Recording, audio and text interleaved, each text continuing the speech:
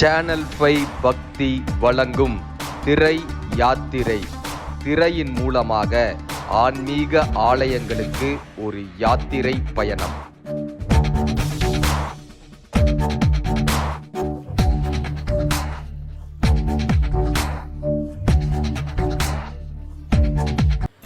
தமிழ் மக்கள் அனைவருக்கும் வணக்கம். இன்னைக்கு நம்மளுடைய திரை யாத்திரை நிகழ்ச்சிக்காக நம்ம எங்கே வந்திருக்கோம் அப்படின்னா, ட்ரிப்ளங்காடில் இருக்கக்கூடிய ஸ்ரீ மகாதேவர் ஆலயம் அங்கே தான் வந்திருக்கிறோங்க.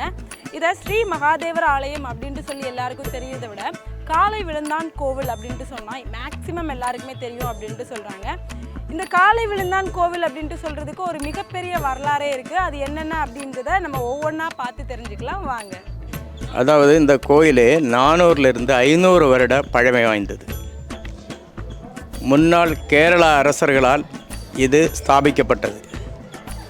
அவர்கள் ஏதேனும் சண்டை பிற நாடுகளோடு சண்டை சச்சரவு வரும்போது இங்கு வந்து ஒழிந்து இங்கிருந்து வேறு கோயில் போகிறதுக்கு கீழ்ப்பகுதியில் ஒரு சுரங்கப்பாதை இருக்கின்றது. இந்த சுரங்கப்பாதைக்கு போகும் வழியாக இந்த அமைப்பு உள்ளது. இந்த கல்லை எடுத்தால் இதுக்குள்ளே இறங்குறதுக்கு வழி இருக்கிறது. அது மட்டுமின்றி இதனுடைய வரலாறை சரியாக தெரிய வேண்டுமென்றால் அந்த கல்லில் இருக்கின்றது, ஏராளமாக இருக்கின்றது. இதன் வரலாறு அவ்வளவும் அதிலே பதிக்கப்பட்டுள்ளது. அந்த எழுத்துக்கள் நமக்கு புரியாது, இப்போதைக்கு நமக்கு புரியாது. அதை தெரிந்தவர்கள் மட்டும்தான் அதை படிக்க முடியும். இனி காளையை குறித்துள்ள வரலாறு என்பது இப்போது 2 பேர் கூறினார்கள். அதுபடி தான், அதாவது ஒரு பெரிய வசதிவாய் படைத்த ஒரு மனிதர் பல காளைகளை வளர்த்தி கொண்டிருந்தார். காளை பசுக்களை வளர்த்தி கொண்டிருந்தார். ஒரு சுப்பிரபாதத்தில் அவருடைய வாழ்க்கை நிலைமை கீழே இறங்கிவிட்டது. ஸோ உடனே அவர் என்ன செய்தார், அதை விற்கிறதுக்கு முயற்சி பண்ணார். அதை விற்க முயற்சி பண்ணும்போது இந்த காளை வந்து தானாகவே இங்கு வந்து அமைந்ததாக ஐதீகம் கூறப்படுகிறது.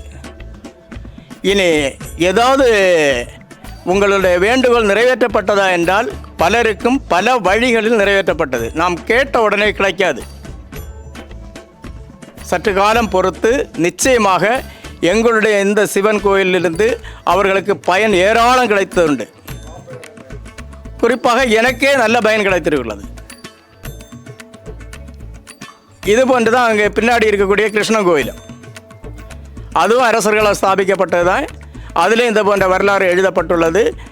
മറ്റപടി ഇത് അരസர்களால் സ്ഥാപിക്കപ്പെട്ടത്. എൻ്റെ പേര് ഹരിപ്രസാദ് എന്നാണ്. സ്വന്തം സ്ഥലം കേരളമാണ്. കേരളത്തിലെ തിരുവനന്തപുരത്തെ ഒറ്റശേഖരമംഗലം എന്ന് പറയും. ഞാനിവിടെ ശാന്തയായിട്ട് വന്നിട്ട് ഏകദേശം ഒരു 2 വർഷമായി. ഇവിടുത്തെ ഒരു ഹിസ്റ്ററി എന്ന് പറയുമ്പോൾ ഇത് നമുക്കിതിൻ്റെ പഴക്കം എത്രയാണെന്ന് പോലും അറിയാൻ പറ്റില്ല. ഈ അമ്പലത്തിൽ അത്രയ്ക്കും പുരാതനമായിട്ടുള്ളൊരു അമ്പലമാണ്. ഇത് ഏകദേശം രാജാക്കളുടെ കാലത്ത് വെച്ചൊരു അമ്പലമാണ്. പിന്നെ സ്വയംഭൂ ലിംഗവുമാണ്. മറ്റുള്ള ശിവക്ഷേത്രം പോലെ നമുക്ക് ഭഗവാനെ തൊട്ടടുത്ത് നിന്ന് കാണാൻ പറ്റില്ല. നന്ദിയുടെ പിറകിൽ നിന്നാൽ മാത്രമേ ഭഗവാനെ ദർശനം കിട്ടുകയുള്ളൂ. ഇവിടുത്തെ ഒരു ചരിത്രം എന്ന് പറയുന്നത് ഞാൻ പറഞ്ഞു കേട്ടിട്ടുള്ളതാണ്. പണ്ട് ഇവിടെ ഈ കാളയൊക്കെ വെക്കുന്ന ഒരാളുണ്ടായിരുന്നു. അപ്പോൾ ആള് ഈ അമ്പലത്തിലേക്കൊരു കാള നേർച്ച കൊടുക്കാമെന്ന് നേർന്നു. ആ സമയത്ത് അദ്ദേഹത്തിൻ്റെ മറ്റ് കാളകളെല്ലാം നല്ല രീതിക്ക് കച്ചവടമൊക്കെ നടന്നു. അപ്പോൾ ഈ കാളയെ അയാൾ നടക്കി വെച്ചില്ല, പകരം വീട്ടിലേക്ക് കൊണ്ടുപോയി. അങ്ങനെ കൊണ്ടുപോയ സമയത്ത് അത് തിരിച്ച് ഈ നടയിലേക്ക് വരികയും ഇവിടെ വന്ന് നന്ദിയുടെ അടുത്ത് വന്ന് വീഴുകയും ചെയ്തു. അങ്ങനെയാണ് ഇവിടെ കാള വിഴുന്താൻ കോവിലെന്ന് പറഞ്ഞിട്ട് പേര് പ്രശസ്തമായത്. പണ്ട് കാലം മുതലെയുള്ള പൂജകൾ നടന്നുകൊണ്ടിരിക്കുന്നതുകൊണ്ട് ഭഗവാന്റെ ചൈതന്യം അതിഗംഭീരമാണ്. അപ്പോൾ ഇത് പണ്ട് രാജാക്കന്മാരുടെ കാലത്തുള്ള അമ്പലമാണെന്നുള്ളതുകൊണ്ട് ഇവിടെ ധാരാളം രഹസ്യങ്ങളൊക്കെ ഒളിഞ്ഞിരിക്കുന്നൊരു അമ്പലമാണ്. അതിൻ്റെ പ്രധാനമായിട്ടുള്ളത് ഇവിടെ ഒരു ക്ഷേത്രത്തിനടിയിലൂടെ ഒരു തുരങ്കം ഉണ്ടെന്നാണ് പറയാറുള്ളത്. അത് ഏകദേശം രാമേശ്വരം വരെ പോകുമെന്നാണ് പറയാറുള്ളത്. ഇതുവരെ അതിനെക്കുറിച്ചുള്ള സ്ഥിരീകരണങ്ങളോ ആയിട്ടില്ല. എന്നാലും അത്രയും പഴക്കമുള്ളത് കൊണ്ട്, കാരണം അമ്പലവും മറ്റമ്പലങ്ങളെക്കാളും കുറച്ച് ഉയർന്നു നിൽക്കുന്നത് കൊണ്ടും തടാകത്തിന് മുകളിലായിട്ടാണ് അമ്പലം സ്ഥിതി ചെയ്യുന്നതെന്ന് ഒരു പുരാതനമായിട്ടുള്ള കേൾവി ഉണ്ട്. ഇവിടെ വന്നിട്ട് പ്രധാനമായിട്ടുള്ളത് വെളുത്ത പക്ഷത്തിലെ പ്രദോഷമാണ്. അതായത് എന്താണെന്ന് വെച്ച് കഴിഞ്ഞാൽ ഈ സന്താന ഭാഗ്യം പ്രധാനമാണ്. അപ്പോൾ വെളുത്തപക്ഷത്തിലെ ഒരു വർഷം 11 വെളുത്തപക്ഷ പ്രദോഷം കണ്ടിന്യൂമായിട്ട് അവർ പ്രദോഷ പൂജ നടത്തുകയും അതോടൊപ്പം ക്ഷേത്രത്തിൽ വന്ന് ദർശനം നടത്തുകയും ചെയ്തു കഴിഞ്ഞാൽ അവർക്ക് കുട്ടികൾ ഉണ്ടാവാറുണ്ട്. ഇപ്പോൾ ഉണ്ടായിട്ടുമുണ്ട് ഓൾറെഡി. അപ്പോൾ ഇന്ന് അവരുടെ കണക്കുള്ള പൂജകളാണ് ഏറ്റവും കൂടുതൽ ഇവിടെ. പിന്നെ രണ്ടാമത് ഭഗവാൻ ഏറ്റവും പ്രിയം, ഭഗവാൻ ഒരു അന്നദാന പ്രിയനാണ്. അപ്പോൾ സ്വാഭാവികമായിട്ടും ഭഗവാന് പന്തിരുനാഴി ഇവിടെ വിശേഷമാണ്. എല്ലാ ഞായറാഴ്ചത്തോറും ഭഗവാന്റെ നടയിൽ പന്തിരുനാഴി നടത്താറുണ്ട്. അപ്പോൾ അത് അന്നദാനം മഹാദാനം എന്നുള്ളത് കൊണ്ട് ഭഗവാന്റെ നടയിൽ വരുന്ന ആരും വിശന്ന് പോകാൻ പാടില്ല എന്നുള്ളൊരു ഐതിഹ്യവും ഇവിടെ ഉള്ളത് കൊണ്ട് തീർച്ചയായിട്ടും എല്ലാ ഞായറാഴ്ചകളിലും പന്തിരുനാഴി വഴിപാട് നടത്താറുണ്ട്. അതിന് എന്താണെന്ന് വെച്ചാൽ ആയുരാരോഗ്യ സൗഖ്യത്തിന് വേണ്ടിയിട്ട് മാത്രമാണ് ഈ പന്തിരുനാഴി വഴിപാട് നടത്താറുള്ളത്.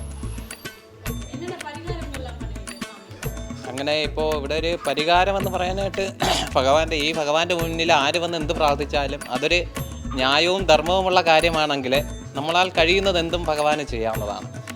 അത് ഭഗവാനായിട്ടൊന്നും ചോദിക്കാറുമില്ല, ഇവിടെയുള്ള ആൾക്കാരും ചോദിക്കാറില്ല. പകരം നമ്മളെ കൊണ്ട് കഴിയുന്നത് എന്താണോ ഭഗവാന് വേണ്ടി നമുക്കത് ചെയ്യാം. ന്യായമായിട്ടും ധർമ്മമായിട്ടുള്ള എന്ത് കാര്യമാണെങ്കിലും ഭഗവാൻ അത് സാധിച്ചു തരുക തന്നെ ചെയ്യും. என் பேர் ராஜு. இங்கே நாங்கள் பரம்பரையாட்டு இங்கே இருக்கிறது ஒரு என் தாத்தா காலத்திலே இருக்குது. அப்போ இங்கே இல்லைங்க காளை விழுந்தான் கோவில்.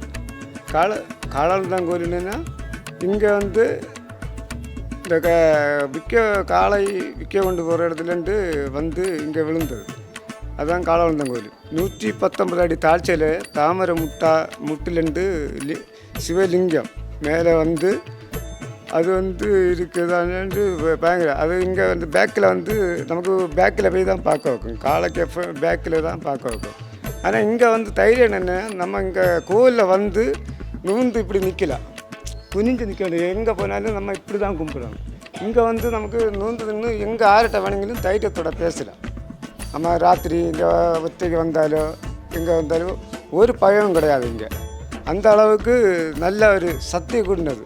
இதேபோல் ஒரு குழந்தை இதேபோல் சுகம் இல்லாத மெடிக்கல் காலேஜில் கிடந்துருக்கு. போச்சு என்னன்னா 10 நிமிஷம் நீங்கள் பாருங்கள், உங்கள் குழந்தைக்கு 10 நிமிஷத்தில் கிளியர் ஆகணும். அதே அந்த 10 நிமிஷத்தில் அந்த குழந்தைக்கு எல்லாம் அசுகம் எல்லாம் மாறி இப்போ கோவிலுக்கு வேண்டி நல்ல நன்கொடைகள் செஞ்சுட்டு இருக்காங்க.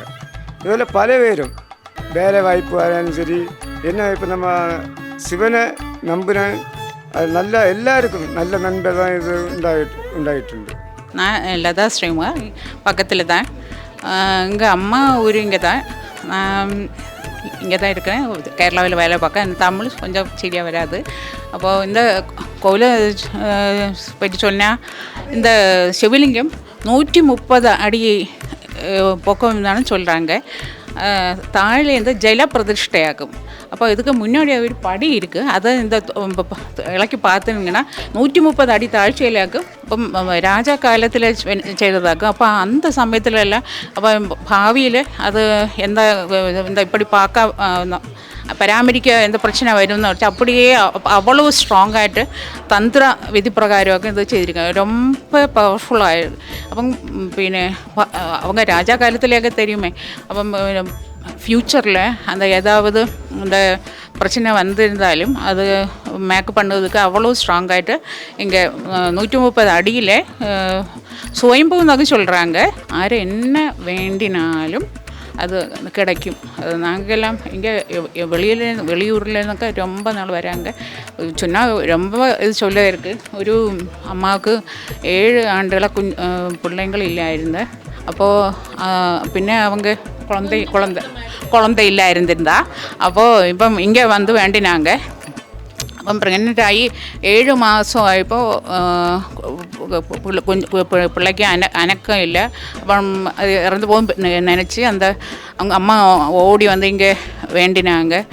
அப்போது டாக்டரும் சொன்னாங்க சம்சயம்தான் கிடைக்கிறதுக்கு.